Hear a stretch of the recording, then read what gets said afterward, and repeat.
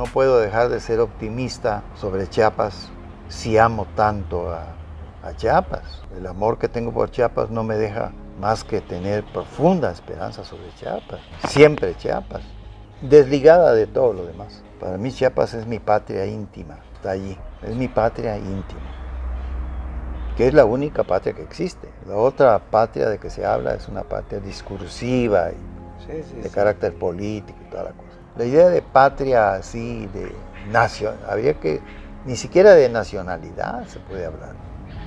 Las nacionalidades están perdidas. Chiapas es un hecho que debe ser bien construido, ¿no? Bien construido.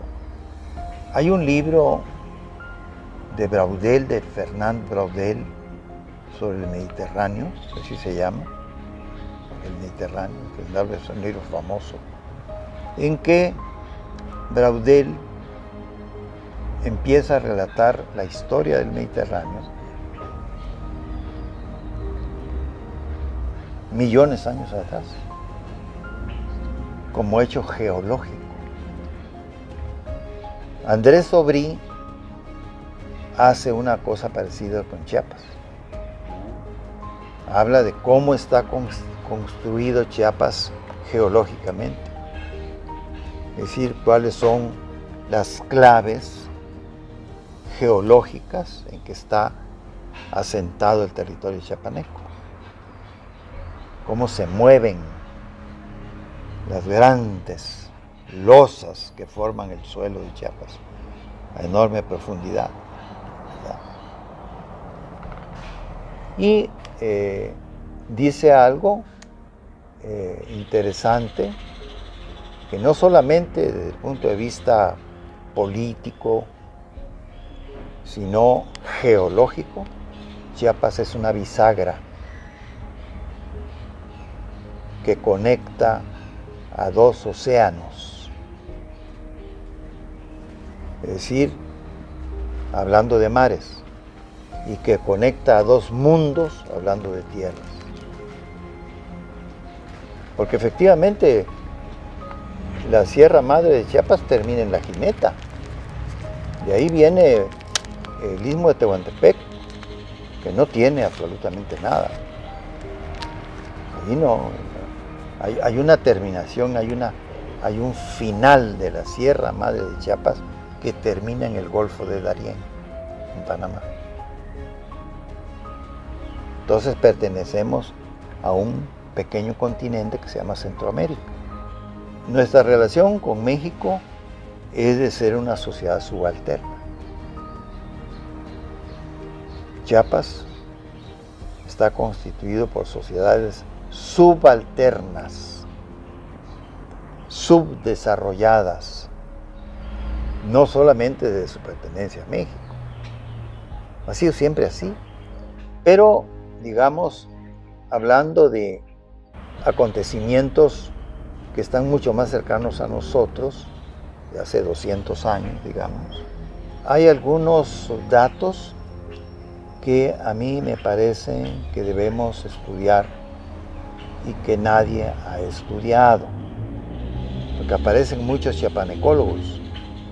He oído a varios dando conferencias sobre Chiapas y dicen pura barbaridad.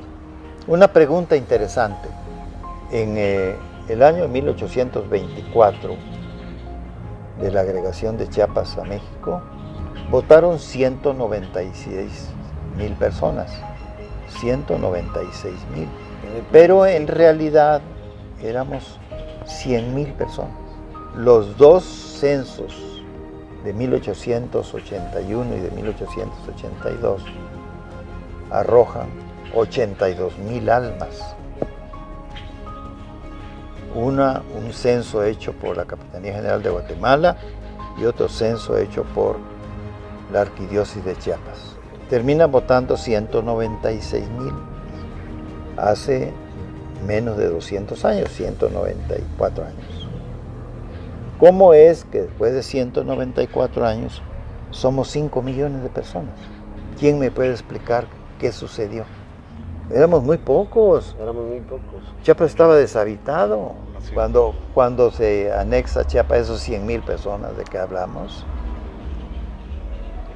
98,000 son indígenas,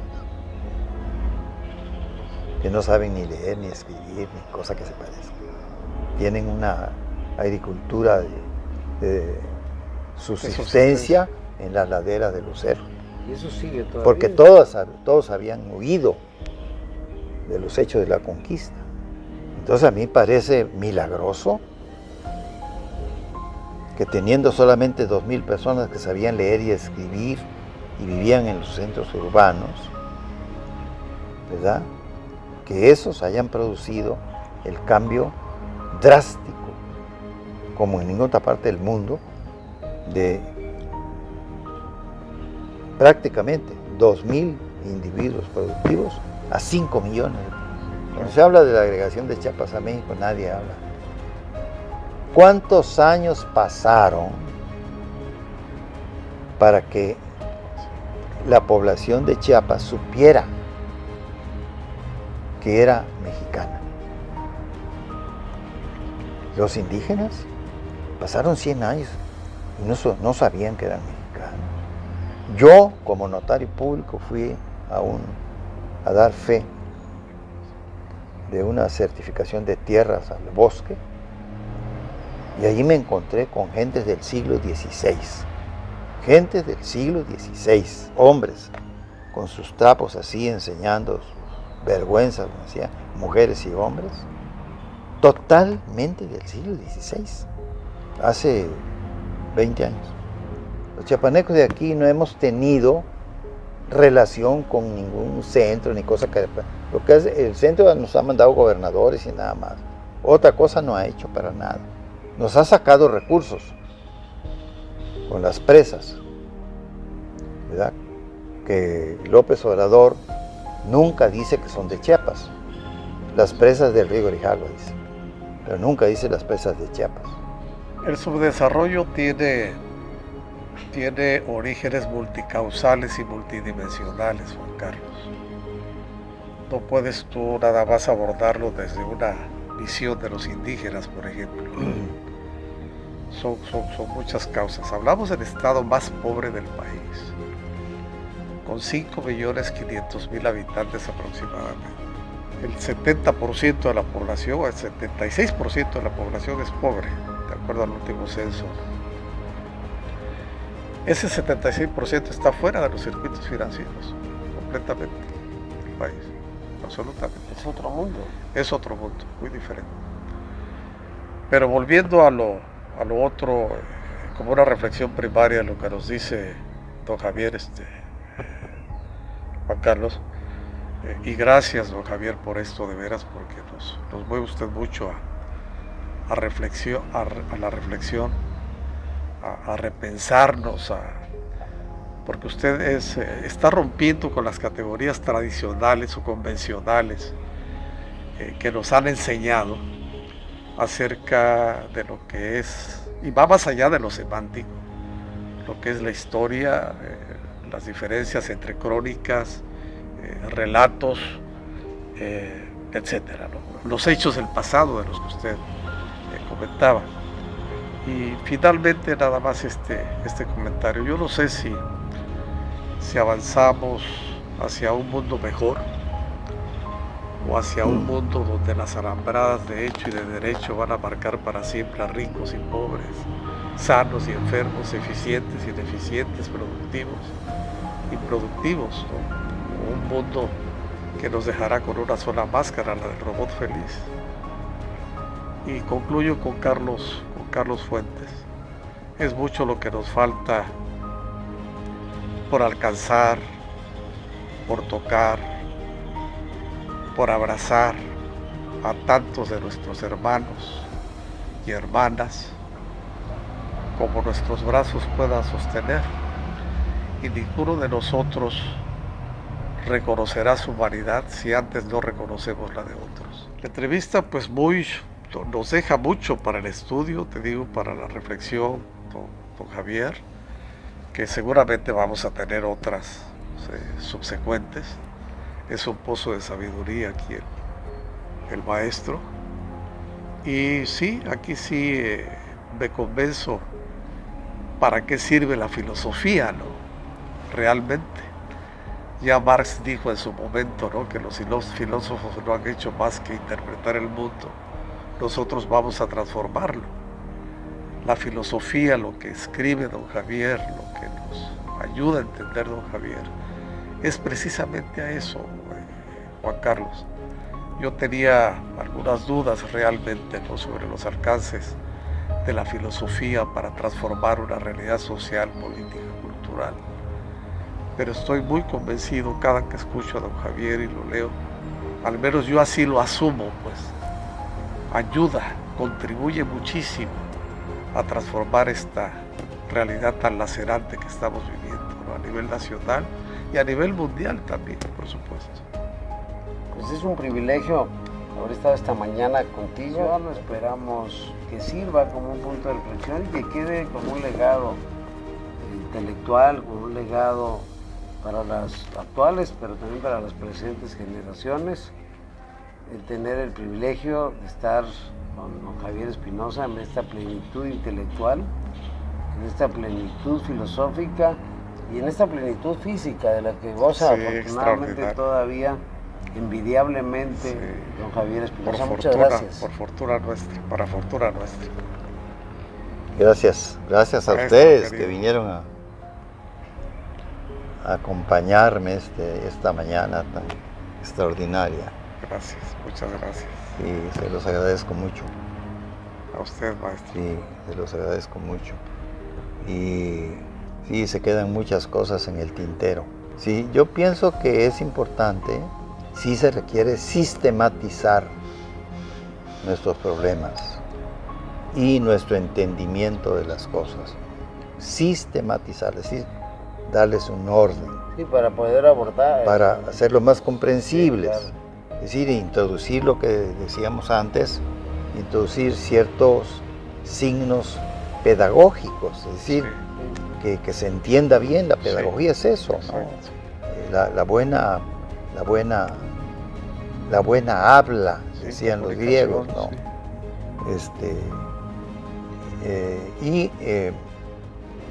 Y sobre eso, por ejemplo, sobre la cosa del lenguaje, que prácticamente no dijimos nada, ese es un campo extraordinario. Y eso es lo que puede explicar por qué no entendemos bien el mundo si no acabamos de entendernos bien entre uno y otro. Sí, pues te decía yo que pues, si me preguntas quién soy, alguna gente me lo han preguntado, pues eso desató todo. Yo te digo, pues, no sé, digo, quién soy, no sé exactamente, ¿verdad? Pero nos metió. Lo que sí sé es que tengo una preocupación por entender mejor el mundo que me rodea, a las personas que me rodean, ¿verdad? A los árboles que me rodean, la circunstancia que me rodea, el ruido de las calles, etc. Y no sufrirlas como cárcel, no, superar esas cosas. Pudiéramos hablar después. Es el descubrimiento que se hace en el libro de La Caverna Iluminada, el descubrimiento de Octavio Paz como un filósofo posmodernista. Eso nadie lo ha hecho en México. Y además incluyo textos de Octavio Paz que son fundamentales para el posmodernismo, como no lo ha escrito ningún posmodernista, porque los filósofos posmodernistas no son literatos como era él, y sobre todo la poética de Octavio Paz, ¿no? Pero cuando habla del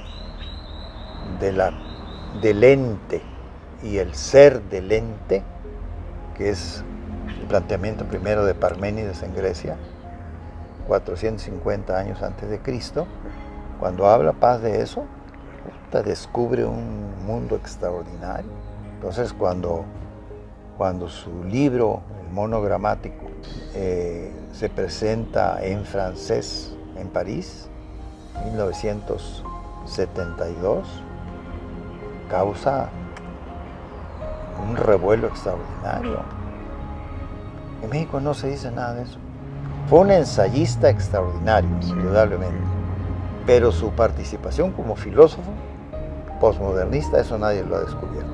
Pues muy bien, escuchar a Javier Espinosa es que es como estar, me imagino, Pepe, en un ágora con los viejos filósofos, porque cada reflexión te lleva a nuevas dudas. Precisamente la duda, más que certidumbres a veces, la duda es lo que invita a seguir reflexionando. Hasta dudas de tu propia duda, ¿no? Exacto, pero ese es el ejercicio al que te evoca y al que te convoca Javier Espinosa cuando comparte esas reflexiones y que me parece muy importante dejar un registro, insisto, para conocer al intelectual y para que tenga esta oportunidad de transmitir su conocimiento, que seguramente le será útil a muchos chiapanecos y a todos los que puedan ver. Y en perdón Juan Carlos, escenario, en reminiscencia de la escuela aristotélica, al contacto con la naturaleza, ¿no? Bueno, pues estamos dentro de la urbe ruidosa, como decía hace rato Javier Espinosa, dentro de esta urbe ruidosa, este tráfico, estar en este pequeño remanso que es su casa. Vamos a transmitir la próxima edición desde su biblioteca, que es un lugar extraordinario, sí.